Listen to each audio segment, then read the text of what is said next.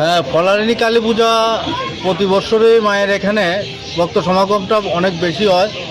তবে আজকের যে ফলারিনী কালী পূজা, আজকের দিনটা একটু লক্ষণীয়। এটা মানে ভোর 4টার থেকে 4টার সময় যখন মন্দির খুলেছে তখন থেকে দেখা যাচ্ছে যে খুব ভিড়, ভক্তরা সবাই আসছে মায়ের কাছে ফল এবং ফুল নিয়ে এসে পূজা অর্চনা দিচ্ছে।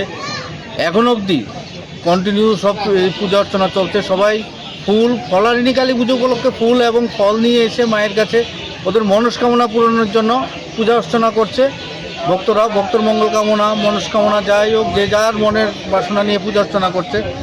সকাল থেকে আমরা লক্ষ্য করছি যে কারণ, তবে অন্যান্য বারের তুলনায় এবার ফলারিনী কালী পূজার মধ্যে ভিড়টা অনেক বেশি। তার একমাত্র কারণ হলো যে এমনিতেই অমাবস্যা যখন কোনো শনি মঙ্গলবার দিন পড়ে তখন দেখা যায় যে মন্দিরে ভিড়টা একটু বেড়ে যায়। তার মধ্যে আজকে শনিবার অমাবস্যা, তার মধ্যে দিনটাও বলতাম অমাবস্যাটাও পড়েছে ফলারিনী কালী পূজা।